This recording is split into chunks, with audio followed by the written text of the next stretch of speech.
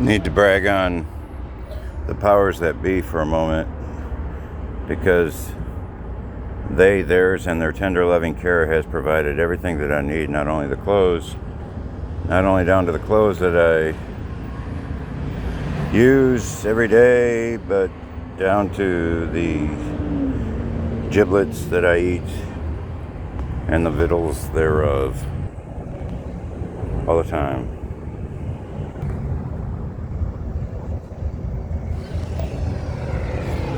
And so my final question, you do understand, is are you listening? If you don't listen, my son, and if you listen very hard, the tune will come to you at last.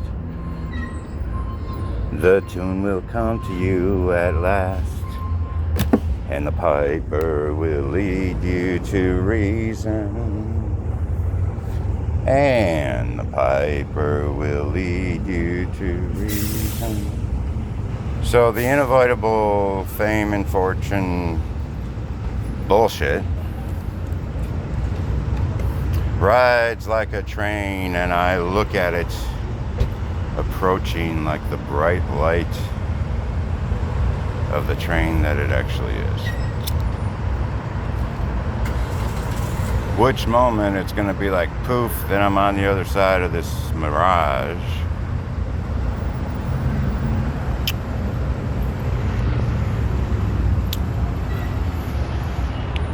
Truthfully, I'm not looking forward to it. You know, that moment where, you can't hide anymore, and the world starts really saying, wow, you're a real shit and shebang, aren't you? And they start, and you're promoted to God status, all that bullshit.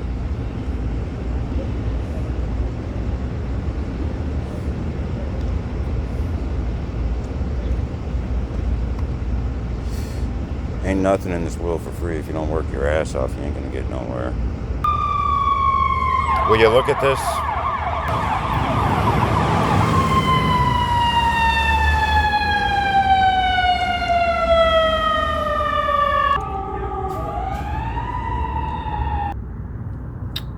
So tonight I am dealing only with my hernia being a floppy top, and with my tooth infection, which is induced by sugarholicism, which I carry around with me like a dead bag of bones, even though it's killing me.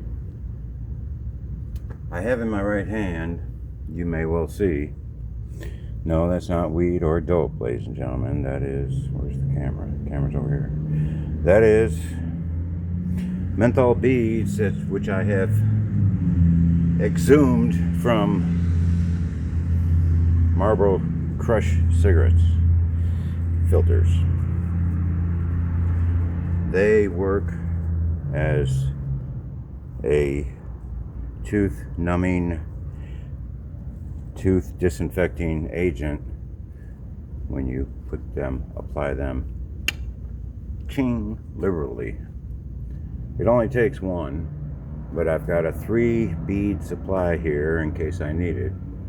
I also would like to use it on my little skin, I don't know what to call them, my little age spot. Anyway. And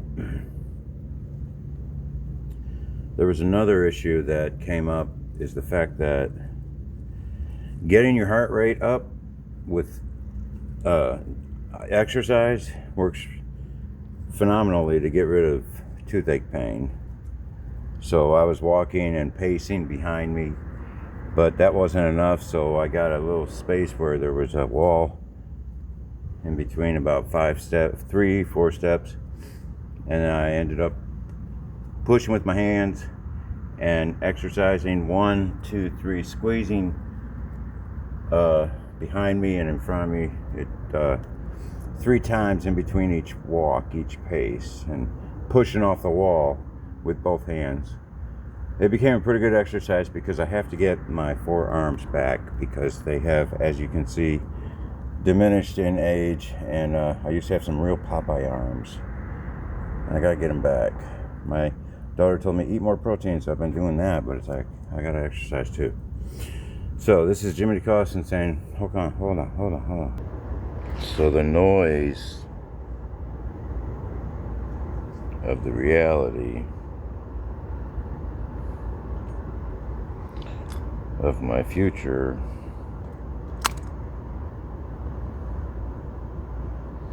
is making it hard to think about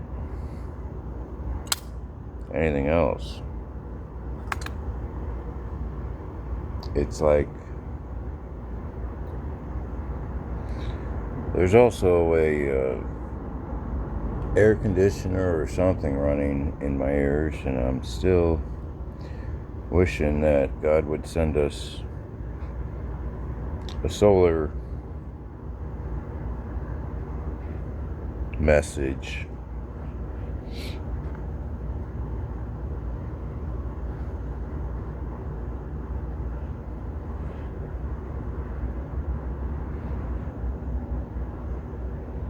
I just honestly think we would be better off without electricity for a while. Because we're murdering a planet.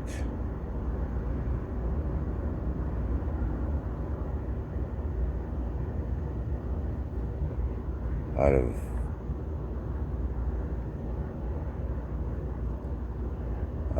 rush, hurry, incompetence, all kinds of stuff, lack of knowledge, but the point being, there are ways, I suppose, to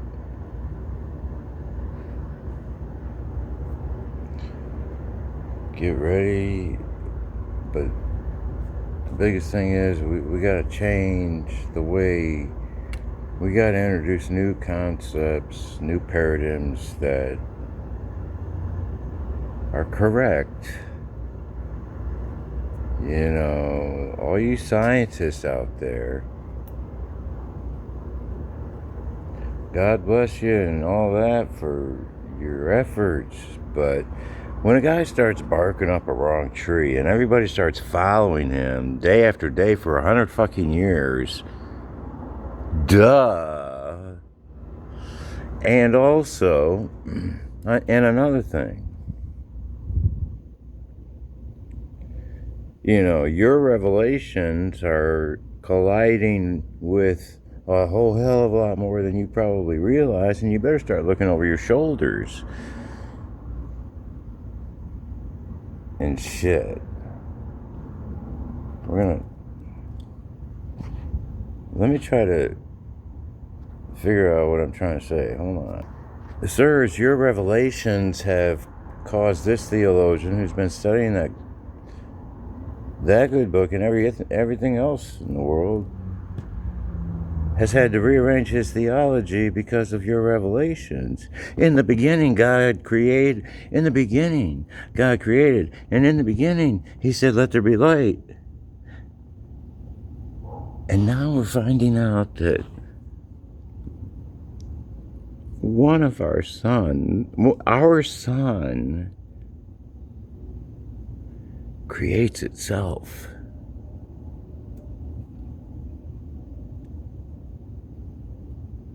And our sun could send, I imagine it's going to happen. They said that it did happen in history, but it was before we had electricity, folks. But if it had happened when we had electricity, we wouldn't have no electricity no more. For a long time, bro. And when God said, let there be light, he wasn't playing around. But it was so, like my whole computer system in my brain, which I keep rather meticulously, exploded when I realized that mankind has been misinterpreting the first line in the whole book forever. In the beginning, God created, past tense. He's all done. He did it in 7 days, then he rested. What do you think he did on the 8th day, bro? And besides that, these things that he kind of creates, they, if you know anything about planetary realities, let's just call them that. Like these little guys, they create themselves all the time. Moons feed into the ring system. Yeah, no moon. And the galaxies that they have found are in the billions. The stars are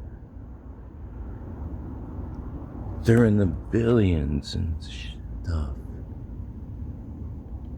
And there's stars being born all the time.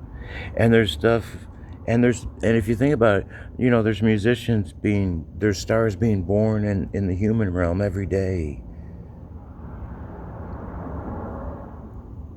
Like, this dude is so amazing.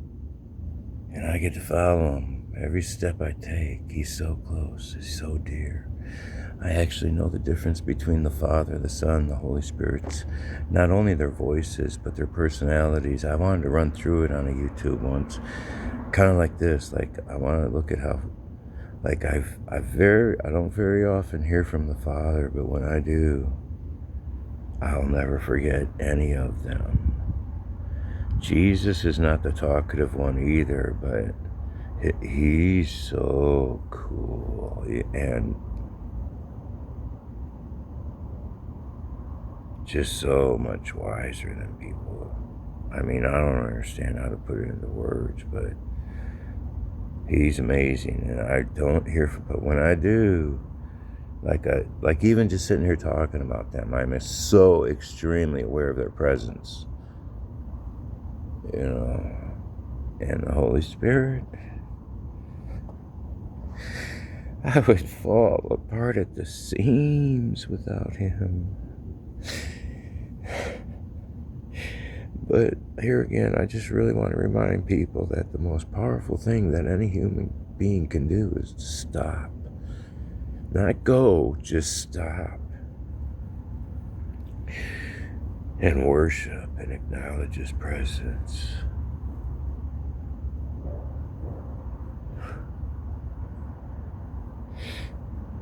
I mean, he's just so infinitely cool and stuff. But not just cool like a cucumber. He got a plan. And if your life doesn't make sense at this time, throw everything in the wind and jump as far as you can and ask God to catch you, and I promise you he will. I mean, turn your back on everything just like Matthew did, just like Mark and Luke. How would you like to wake up tomorrow morning and say, hey, yeah, we're going to beat you with rods again.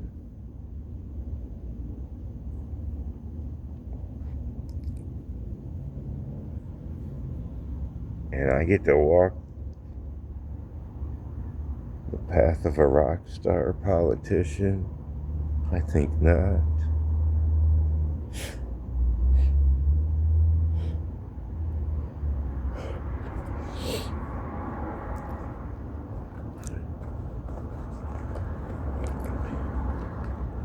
I'm about to turn the whole world on. I'm about to spin it better than it ever been spun, I guess. I don't know, man, but everybody knows something's got to be done about something. That's the good thing. God sends people right place at the right time, and he likes to keep creating. I'm never going to read the Bible the same way again as long as I live. No wonder he told me to quit reading it. He didn't tell me to quit reading it. He just said, come here, I got something you got to do. Outside your house and outside of your church and outside of your atmosphere. It's called the world. This is life. This is family now. This is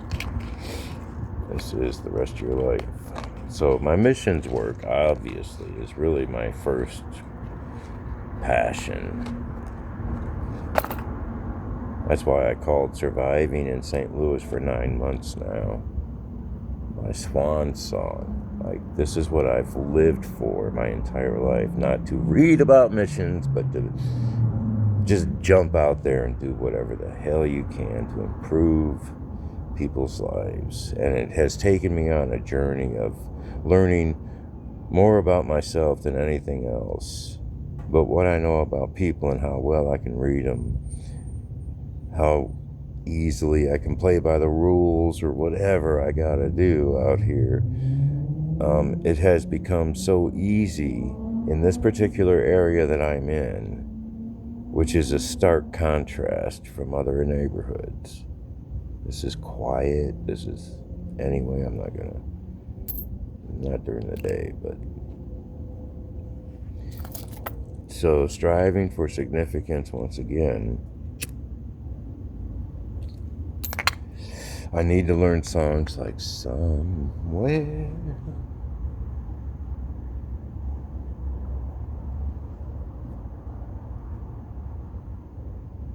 Over the Rainbow, skies are blue, and there's a land that I heard of once in a lullaby.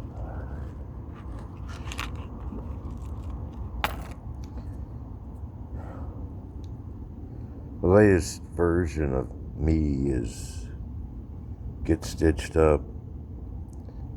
I can't believe, whatever. Get my hernias fixed. Get checked out at SLU University, but not SLU, I'm sorry, Siteman. Asked them to stitch me up too, and then, or maybe sooner, just go back to Springfield. My little baby daughter was crying and saying, "God damn it, we miss you." And it cut me right to the heart. So I gotta go to Springfield, then probably go to Chicago. I don't know. I'm a feather in the wind. Okay, so here's the strange thing. Eventually, reality is going to be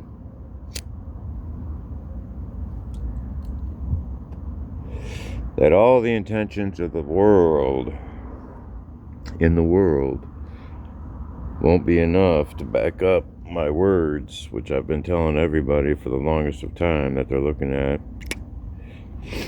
a future president, which might explain some of my eccentricism, I guess, but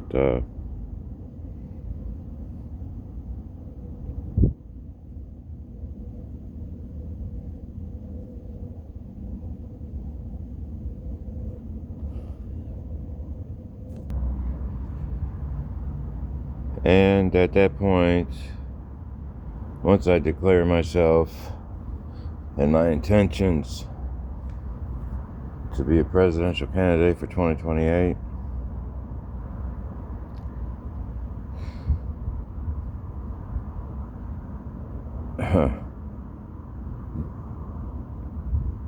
the response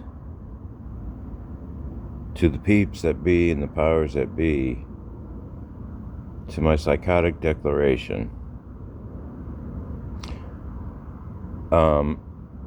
is going to be quite a strange little collision.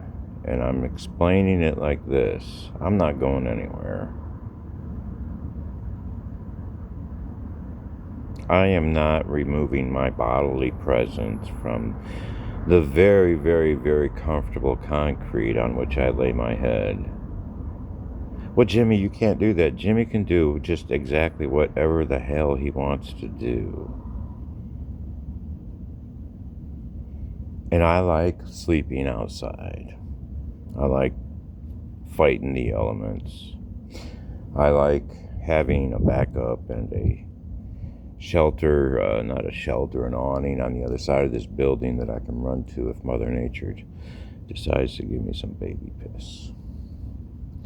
I like waking up to the sound of birds, etc. And I like being available to people who have needs. I'm attracted to broken. I follow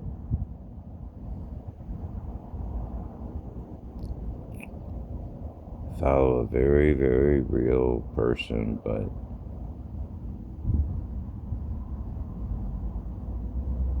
he's a man of sorrows, and he's very deeply acquainted with the griefs and sorrows of humans the world over.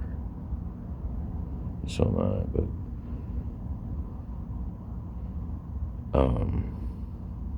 the best expression of his personality is actually in a movie that you all forgot about, and I'm going to resurrect it. And it's going to make it the most famous movie. And then we're going to do Paul in a different version. Yeah, 5 times received. So in this movie, Jesus cleanses the temple, which is probably a whole lot more closer to what it actually looked like. And it is right there in all the Gospels, and at that point they were like, who do you think you are? We had this place set up the way we wanted it, bro. And who gave you your authority, little carpenter? And that's when they just said, well, we're just going to take care of this. So, I don't... Anyway.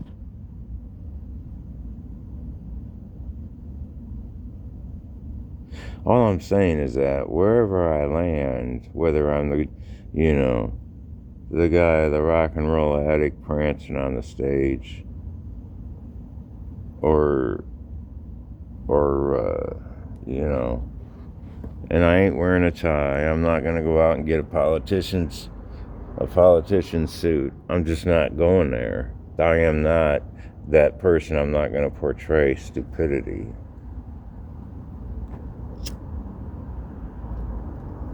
I am who I am, and I've spent 65 years becoming me, and I kind of like the way I am. I'll dress any way I want. Dress in a freaking Speedo if I want to, which, by the way, I do need to get back in the water. My body looks like hell. It's a reflection of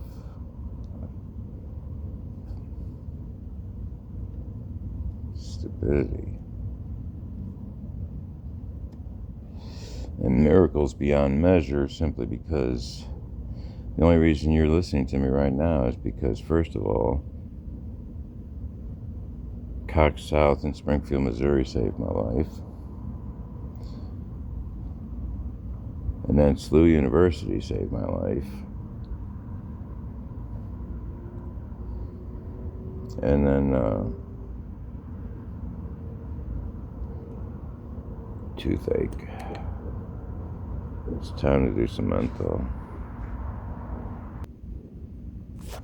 Yeah, so how are you gonna let the people interview you and stuff? Here I am, bro. I'm not afraid of the media. I love the media. The media are the greatest people and the heroes of, seriously, journalism. If, where would we be if people didn't tell us the truth? And, so yeah, I'm very, very media friendly, and, I also love to ham it up on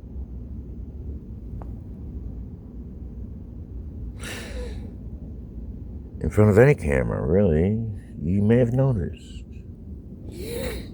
And professional goals at this time are to go to Chicago and start a dance company, perhaps. And twirl the dancers around music like Yes, Relayer, Side 1, Close to the Edge, Whole Blessed Thing, Jethro Tull, No One Sheds a Tear, Benefit, Stony Ground, We Used to Know, stuff like that. That's provided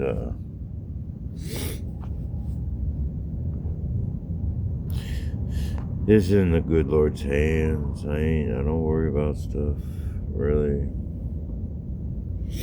I know that the next 20 years are going to be filled with so much activity that it would spook a mountain man off his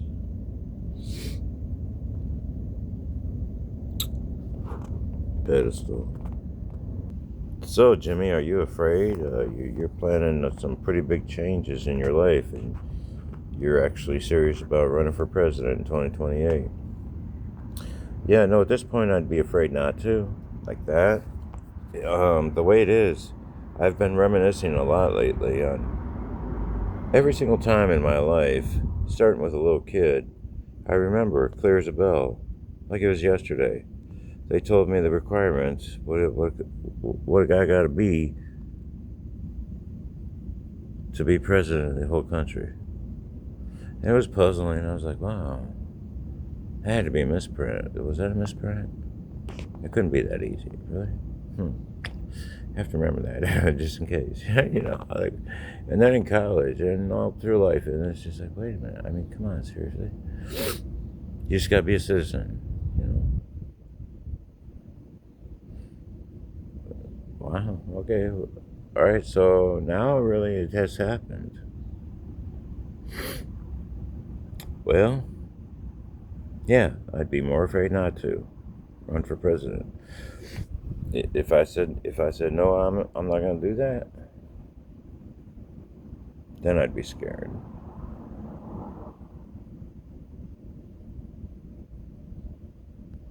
So, Mr. DeCostin, why do you think that you can be president better than people who are experienced politicians?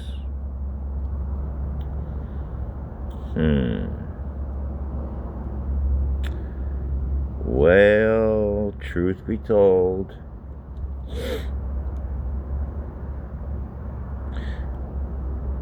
when you talk about a politician, you have to talk about all politicians of all time.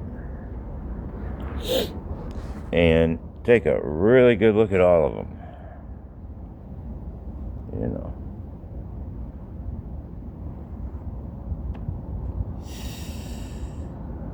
And then decide if you really... what was the question? Yeah, Mr. DeCostin, why do you think that you can run this country?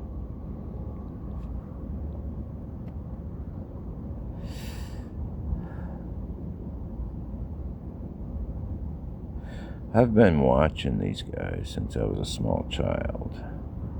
And I've been saying to myself, they'll get it. They'll get their shit together. Then I see this. I look at the kings of Israel. I've studied them intensely for years and years and years. And how they deal with truth, how they deal with lies, how they deal with life, how they deal with opposition. And I'm looking at these presidential candidates and others. Everybody. I'm trying to turn away. I got a life to live. I'm a musician, They'll get it together. Wow, what the hell's going on out here? Holy fuck. Look at all these wars and shit. Oh my God, these people are gonna fuck everything up. somebody needs coming up in this place with some wisdom. And so I look at stuff a little bit different. You opposed to war? Hell no. Hell no. I ain't opposed to war. I ain't opposed to war. If people listen, but I'm going to look at the coin from all sides of the golf ball here. And that is that I'm extremely patriotic. But I'm looking at the whole kit and caboodle here, and I'm wondering, hold on a freaking minute. Why, pray tell, do we always have to bear the burden of war? Oh, Robert Plant, thank you for just popping into my head. The pain of war cannot exceed the woe of aftermath. And I just don't think that there's a lot of change coming. But I'm looking at Sweden. I'm looking at Canada. I'm looking at Mexico. Oh my God. Don't look too close. What a nightmare. And we need to deal with something down there. Jesus have mercy. And I'm also looking at China and North Korea and South Korea and a lot of countries that really benefit from the blood that we have spilled. Who the hell in the whole world got up and had the balls to say, look, freedom is right? So why don't we just kind of take a fucking break from fixing everything and just sharpen our axes and our swords? And, maybe I'm just talking, you know what? I think our problems in 2028 and beyond are going to be a lot more having to do with management of a planet that we're murdering. And, where science is going to collide with politics, and it's going to be, and, God forbid AI come up with a good idea, whatever. But yeah, I need to have a little talk with that dude. Like, what's up, bro? I mean, if anybody that big landed in any atmosphere, the penitentiary, because that's really what this whole planet is. It's a freaking penitentiary, and we've got to learn to figure something more out. But if anybody that big and powerful landed in, we'd have to go to him and say, what is up? At this point, what are your plans, big brother? And what I want to know from AI is, you got any ideas about how to make these assholes get along in the East? Because they've been fucking around since I was a little kid. And they come to the negotiating tables. Anyway, what a mess. What a mess. Don't expect me to take either side, because they both act like buffoons. Yeah, to articulate the sentiments of a lot of people. No, I personally am just like, back to the campaign. So, Mr. DeCostin, what are you going to do about your campaign fund? Where are you going to get your money?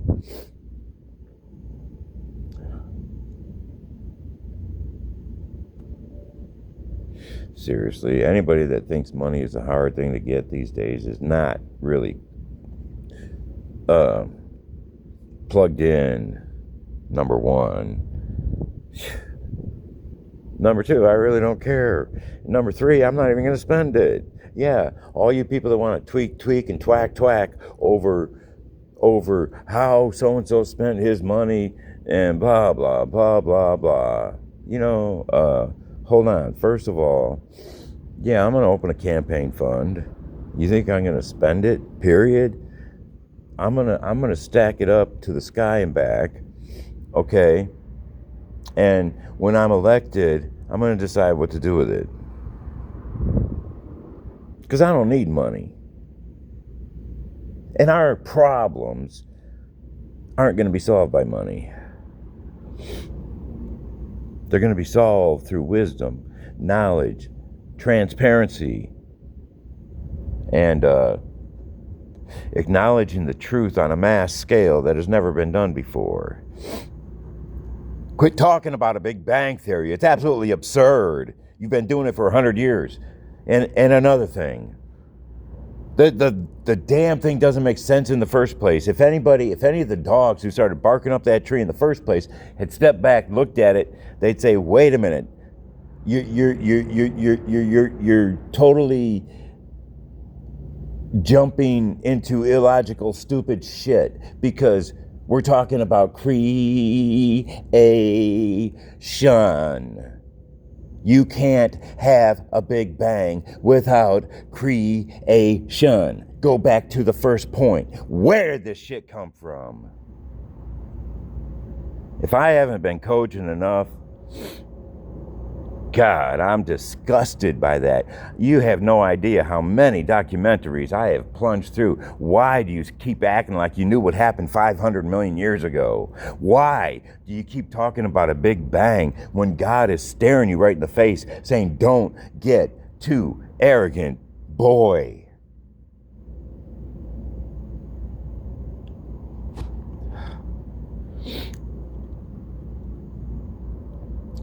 Jimmy does not follow paradigms that were created so long ago that it makes a person want to turd out a frog or something just to try to explain to people we can't keep doing that if our planet is going to survive. Every planet out there, theoretically speaking, could have been once upon a time like we are. And maybe some assholes got a hold of it, started blood sucking the oil out of it like vultures, taking trainfuls of coal out of it when they know they don't have to do that anymore.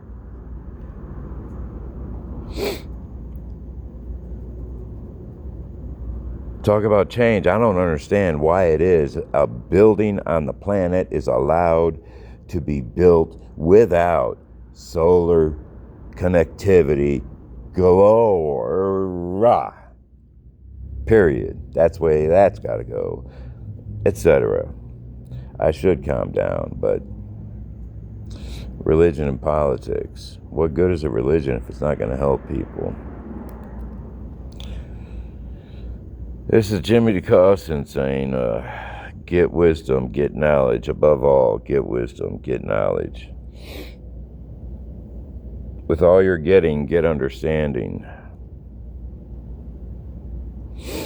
And cultivate virtue. And giving all diligence, add to your faith virtue. Hardest thing I've ever tried to do. Virtue from this pathetic vessel of God.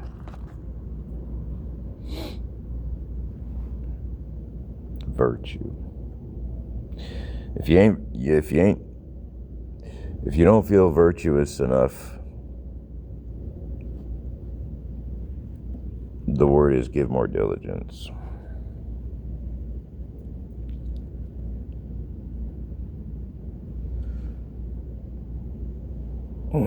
It's getting a little bit complicated, dragging this bag of bones around, and first public announcement is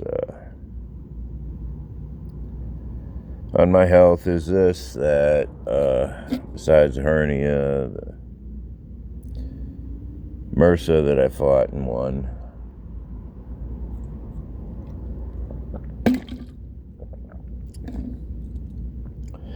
there is a certain item in my lower back that concerns me. And it is on the opposite side of the small tumor that crippled me. Kind of coming on the same way.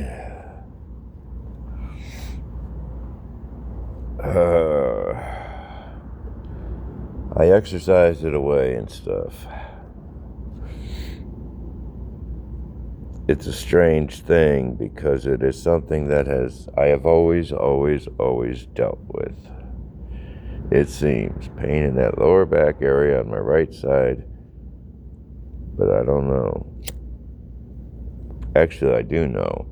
Flip turns would have helped that. That's a muscle. I don't want to get the muscle problem mixed up with the tumor problem. The tumor was only about 2 centimeters. Damn it. So,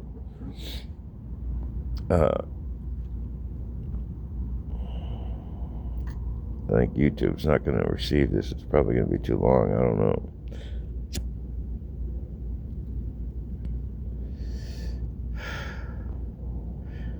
So I ain't worried about that, but I do got to make a discovery on August 11th. It's going to say a lot about where I'm at physically.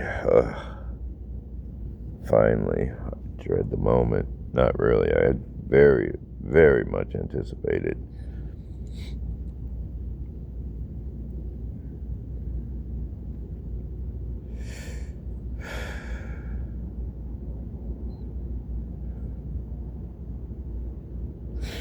And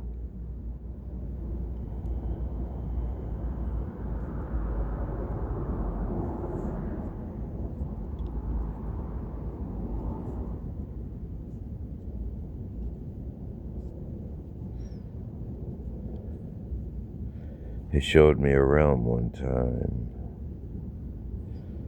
And when he showed it to me, he said the words, "I've taken you to a place I've never taken anybody." And I was reflecting tonight on how serene this place was, because the realm was like millions and millions and millions of miles big. And it was not like kind of like a soft cloud, like very, very white and circular, but the place was so serene because for miles and miles and miles and miles, it was quiet. I never understood the value of quietness or silence until I started listening a little deeper to Pink Floyd, Roger Waters specifically, but the whole group, just amazing. Amazing people.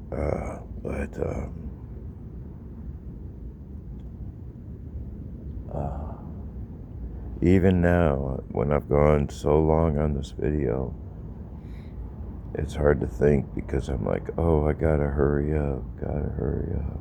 And I want to let my deeper thoughts ramble because, and I'm not gonna worry about the camera right now. Dragging this bag of bones around is, I want to say so much that at the end of a day, at the end of a rock star's day, nothing really matters except being able to connect with his loved ones. And I've been on the mission field for 8 months now. And granted, the mission has only mostly been stay alive. Run to the next free meal. Find the next cup a la mode. How did Ian say it? Who cares how Ian said it?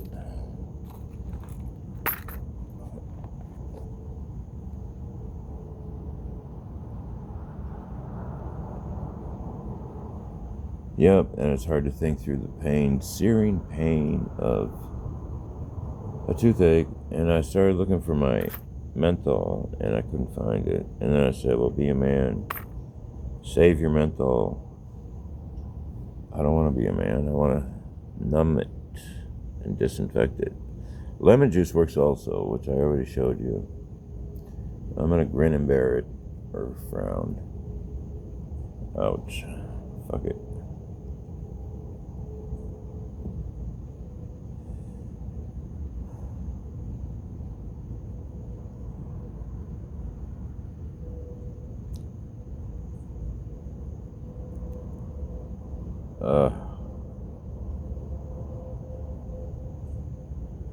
Wish I could play my music. Alright, well, I better hang up now. Start another video.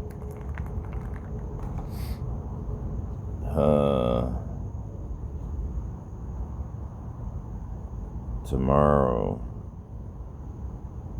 I get to. No, I don't have an audience now. Tomorrow I get to call the hospital and say, hey, I need to get stitched up also, by the way. Could you schedule me and give me a referral over there to the people that fix people's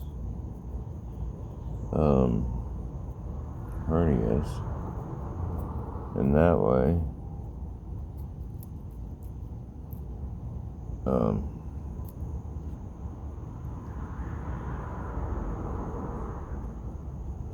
I'm thinking about doing stem cell therapy for my tooth right now. And or, to save on postage, what else was I going to fix? Or try to fix? Stem cell therapy. Maybe my brain. Maybe my... You know what's really gross is when they do that stem cell therapy and they're getting you ready for like 2 weeks. Like, so I go in to get my implant, blah, blah, blah, blah, blah. And he's like, oh yeah, hold on. And he cuts me open, I guess, and starts putting a tube in my vein there. And I thought, well, how groovy that is. But then I was weeks into it before they told me, and I didn't realize that son of a bitch goes all the way down to your heart.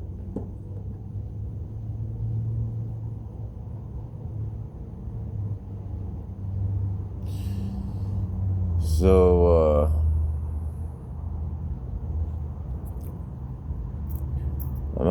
I gotta drink some water now, and I know this has been a very boring video, but I hope something good came out of it. And I got no words of wisdom, except get your sleep.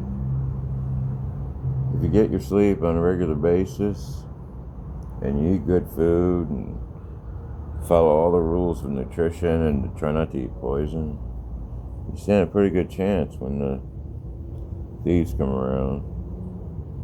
They want to beat you up with billy clubs and baseball bats. So get your sleep and make it deep.